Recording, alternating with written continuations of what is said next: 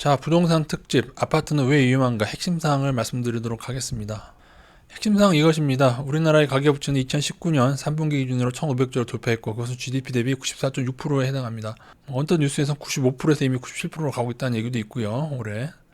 그리고 이거 계산 기준이 좀 바꿨는데 바꾸기 전 기준으로 하면 이미 100% 돌파했다는 얘기가 있습니다. 그에 대한 뉴스가 올해 7월에 있었습니다. YTN에서 7월 20일 날 뉴스에 2위와의 격차가 눈에 두드러집니다. 물론 조사 대상은 43개국인데 홍콩이나 어떤 부동산 버블 있는 나라가 다 포함이 되어 있는 상태입니다. 그래서 보시면은 2위인 영국, 자 우리 95%에서요. 95% 2위인 영국이 84점, 차이가 1, 2위 차이가 꽤 크죠. 95에서 84. 그 다음에 홍콩이 82, 미국이 75. 물론 전수조사는 아닌 것 같고 전 세계 국가 40여 개국 조사했을 때 이렇다고 합니다. 홍콩의 가격은 레벨은 우리보다 훨씬 높다고 하죠. 엄청나게 비싼 걸로 알려져 있는데 이게 우리나라보다 낮다는 것은 뭐예요? 소득 수준이 우리나라보다 높다는 얘기가 되는 것 같은데요. 이 GDP 대 가계부채 비율은 75%까지는 어느 정도 경제 활력에 도움이 됩니다. 그러나 그 이상이 돼 우리나라처럼 90% 넘어가게 되면은 이건 반드시 문제가 생긴다. 근데 이런 얘기 하시는 분 계시겠죠. 앞으로도 저금리 지속될 거고 저도 금리 인하가 되리라고 보고 있습니다. 그리고 만약에 가계빚이 더 늘어서 가계빚이 2,000조까지 늘어나게 되면은 오히려 또 아파트는 또 그만큼 더 오르지 않겠느냐. 물론 가능한 시나리오라고 생각합니다. 왜냐하면 이것이 버블의 속성이기 때문에 그렇습니다.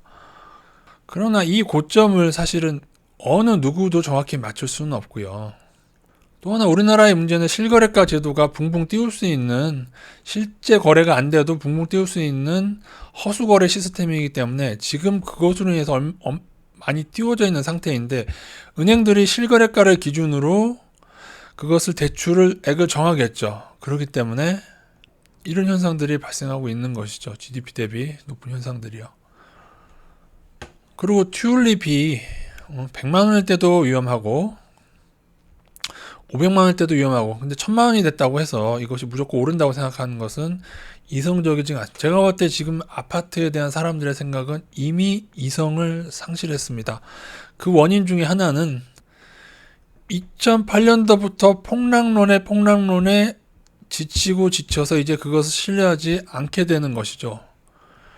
그러나 튤립 가격이 한 송이에 10,000원이 되지 않는다고 한다면은 50만 원일 때도 비싼 것이고 100만 원일 때도 비싼 것이고 1000만 원일 때도 비싼 것이죠.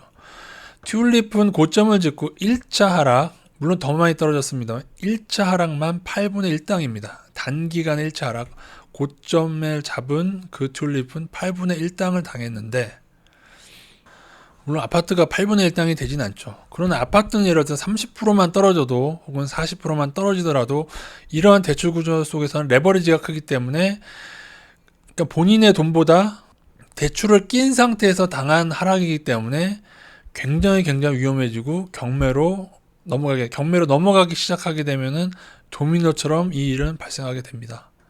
반드시 금융위기로 가게 되는 원리에 대해서는 제가 다큐멘터리 하나를 추천해 드리겠습니다.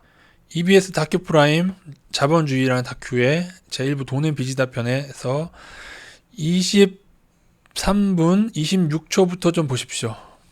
23분 26초부터 보시면은 하버드대 경제학과 교수가 이미 지준율로 인해서 이미 예금액 대부분은 은행에 존재하지 않는다. 즉 이 의미는 만약에 모든 사람이 은행에서 동시에 돈을 뺐을 때 오히려 은행의 고가는 다 이미 비어있다는 얘기를 합니다.